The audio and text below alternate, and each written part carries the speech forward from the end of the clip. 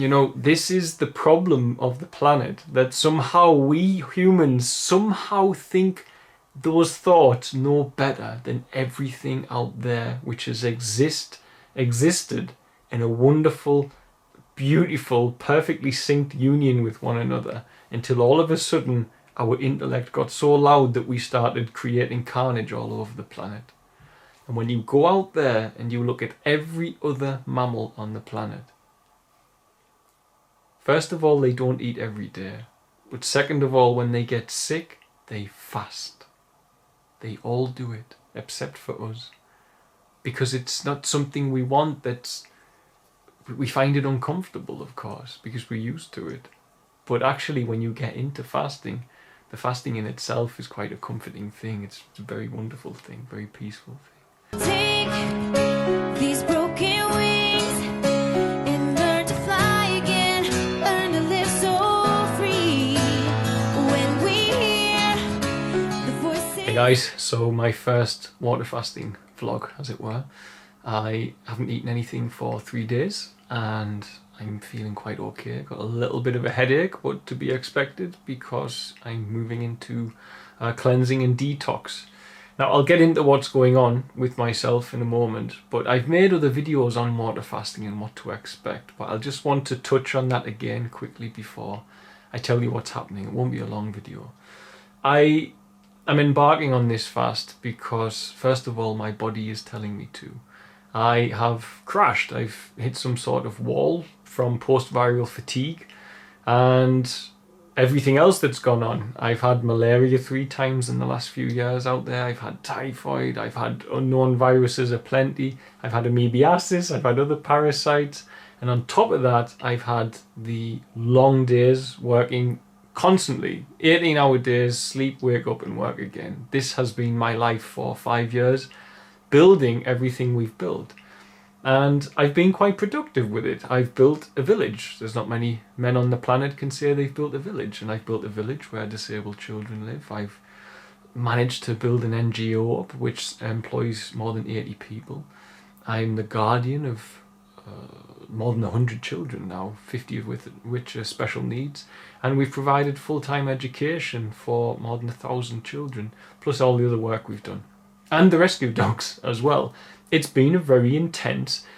When I go back, if I go back 3.5 years, there was only me and Dominic, my first son, as we call one another, father and son. And Dominic is not my biological son, if you don't know who I am. Dominic is actually Tanzanian, so he's black and I'm white, but I'm the only thing he's got for a dad, so he calls me dad. And I call him my son all of these years as well. So if I go back to then, there was me and Dominic and there was no village. So everything's gone from there. And there's more than nearly 70 rescue dogs as well. So it's been quite intense. And on top of that, I've had the YouTube channel and the Facebook and everything like that growing. So I've just pushed that a little bit too far with my body and it needs some time to rest. Now, you can, of course, draw out rest and you can sit down and get the rest you want whilst eating and so on and so forth. But deep, true physiological rest only comes in a fasting state. It's the only time we get it. And unfortunately, the world over are so afraid of this. And this is part of the reason I teach about silencing the mind. We, for some reason, think we know better than the masterpiece of nature. You know, so many unbelievable calculations go on in your body constantly as it balances its homeostasis. And it's got nothing to do with us. It's all a big, huge mystery of mathematical goings on, ultimately, inside yourself. And we have no influence on that.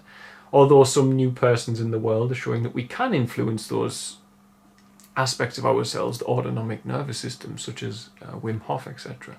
That's another video.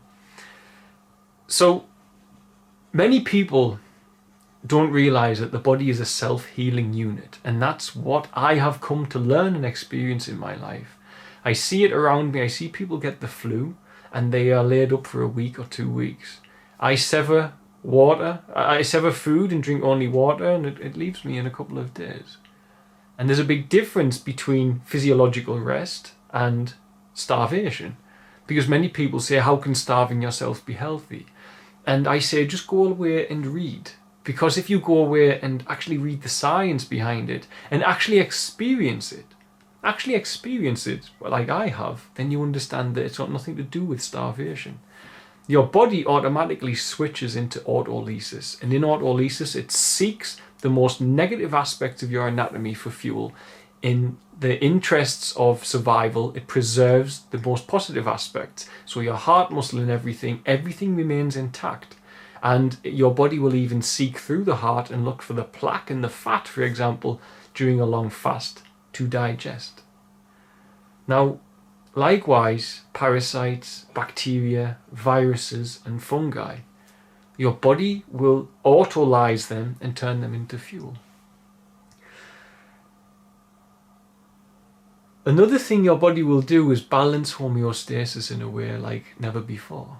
Now, if you are struggling with autoimmune problems or adrenal fatigue and so on and so forth, you can say that without any shadow of a doubt, if you can go into a complete state of physiological rest and fasting and not eating and letting your digestive system not spend all that energy on digestion, and go into your cleansing and healing mode of your body instead of your building mode, you have those two modes within you, and you use them every day. When you sleep, when you eat your breakfast, you break your fast. Your cleansing cycle and healing cycle of sleep is broken when you eat your breakfast, hence the word break fast.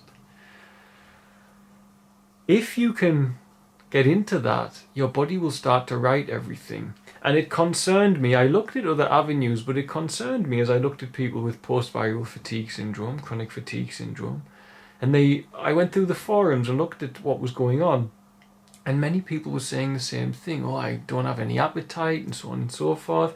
And yet they stay sick for years and years on end. And I watched with my wife and I said, if they would just fast, these people would get better.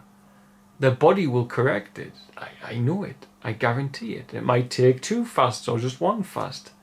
But it will, I guarantee, correct the problem where possible. The body is a self-healing unit, and health is not found in a doctor's office or in a pill. Doctors are marvelous and they're beautiful and we need them. If you need an organ taken out, you need a doctor. If your organs are shutting down, you need a transplant, you need a doctor. If you break your arm, you need a doctor. But when it comes to things like this, doctors admittedly aren't sure how to do it. In fact, they don't even know how to diagnose many of these things. Now, I'm using modern medical science as a diagnostic tool, and I'll get my full results this week and share with you what happens. But I would never use modern medicine as a healing tool unless I absolutely need to. For instance, when I had malaria, quite happy to take the medication. When I had typhoid, I was quite happy to take the antibiotics. This is where modern medicine for I comes in, and it's all one joined together force. But for post-viral fatigue syndrome, there is no cure. But there is a way to heal. And that might take time, but time's not something I have. And for all it's difficult to fast, it's not the easiest thing in the world to lay in your bed and not have food and face your demons. Thankfully, I don't have too many at this point because I've fasted so much in the past. It's very difficult for people. But if you can do that for 2 months, including refeeding, and then get your health back, it's worth it. It's absolutely worth it. So that's why I'm embarking on this water fast. You know, in the position I'm in now, doctors might give me painkillers or they give me certain supplements and so on and so forth, and they play a role. You should make sure all of your vitamin levels are where they need to be, and all the support in your body is where it needs to be as well. As in, you know, helping with whatever's going on, ATP production or B12 injections, whatever it might be, anything it might be, those are important. But if you really want to completely heal, then fasting is the way to do it. It is the way. Now, there are people, even with cancer, heart disease, leukemia, have fasted for periods of 28 days, and by the end of it, after they've refed for around about 4 to 6 weeks, they are healed. It's gone. No more cancer, no more heart disease, no need for heart surgery. fasting is the fastest route, basically. And unfortunately, a lot of the time in modern medicine, what we do is it's like using the analogy of a car. We see that the engine warning light is on, so what we do is we go into the dashboard and we cut the wire to switch off the engine warning light. But the problem in the engine is still there.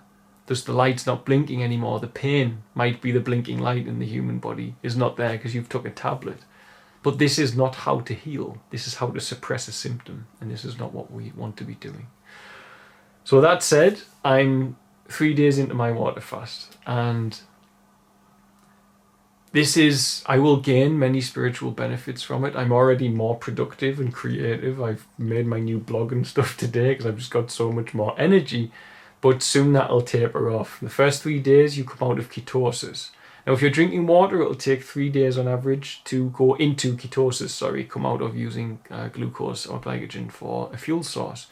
When you switch to ketosis, you'll feel pretty ropey. You'll get headaches, detox symptoms, and that's what I'm getting at the moment. If you dry fast, just no food and no water for the first 24 hours, you'll be in ketosis within 24 hours. Then you can start drinking and you'll already be set into ketosis.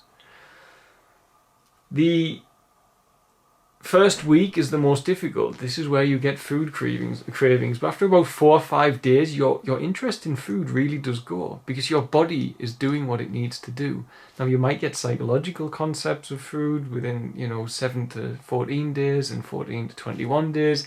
You might, but it won't be a hunger from here. You might just dream of food. But this comes down to mental discipline.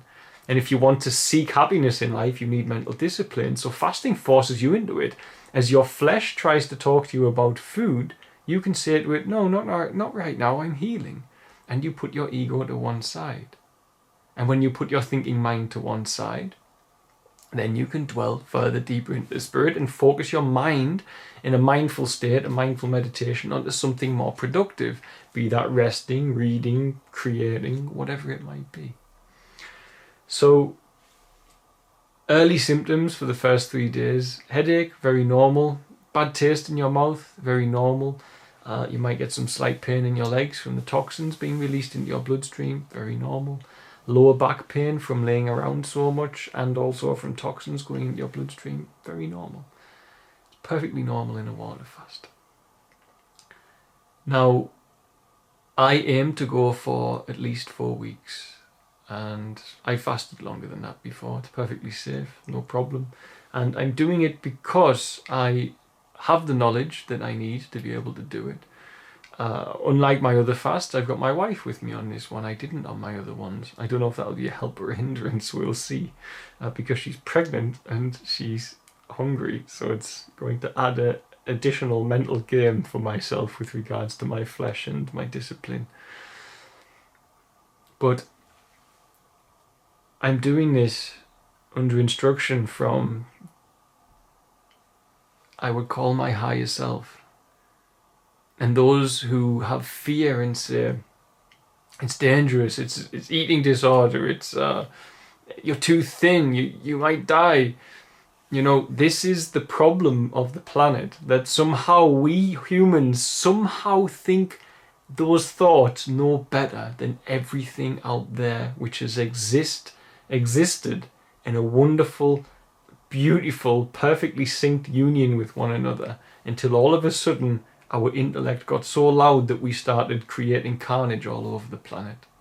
And when you go out there and you look at every other mammal on the planet,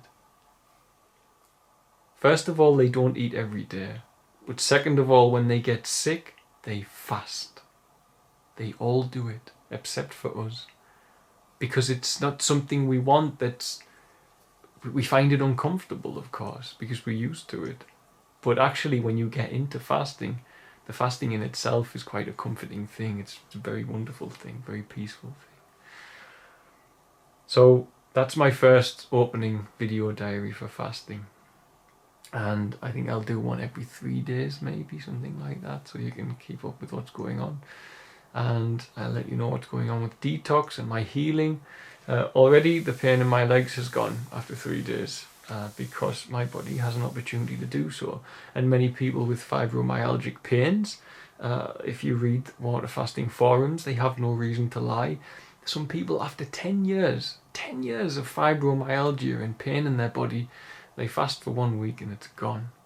It might come back when they start eating because they didn't fast long enough to get it healed, but at least then they know they have a tool in their arsenal to fix a problem that modern medicine, for all it's a wondrous thing, it's a beautiful thing, and I don't bash it and say that it's a terrible thing, but modern medicine hasn't got a solution for that, because that's where the union doesn't come in well.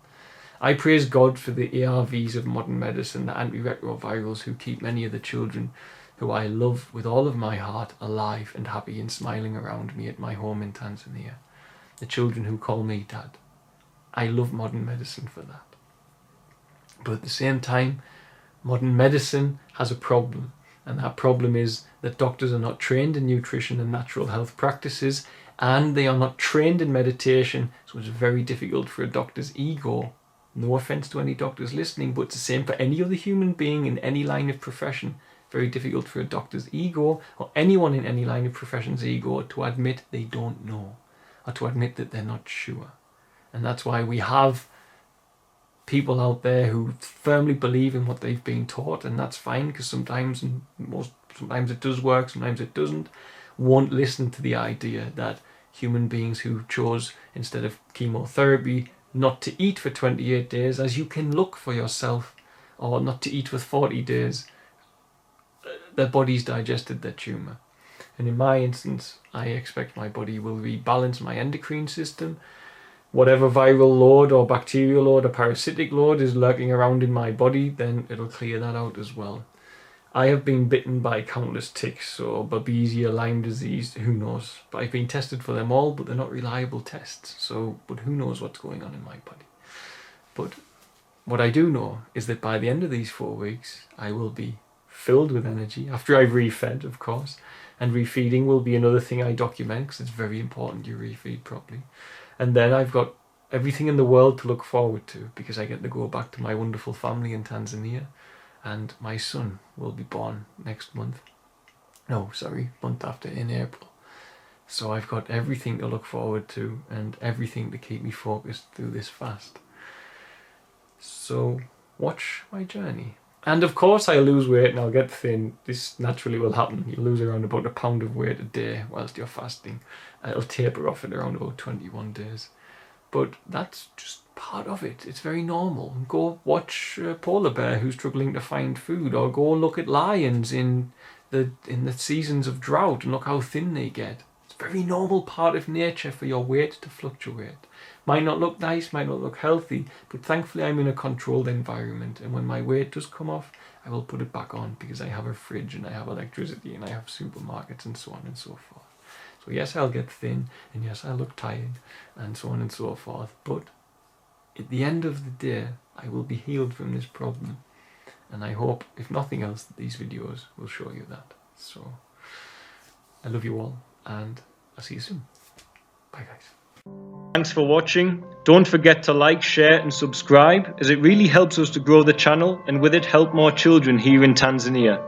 Also, don't forget you can support our work by sharing with children in crisis here, be it sharing for a particular need or even sharing one-on-one support for education, housing, food and medical care. It can be done for as little as the cost of a cup of coffee a week back in the West after all. Just visit www.sharetanzania.co.uk to find out more. Lastly, remember you can also support us via Patreon, www.patreon.com/featherstail, and help keep us here in Tanzania to continue our work. The links for the website and for the Patreon are in the description box of this video. Love and light guys, see you soon.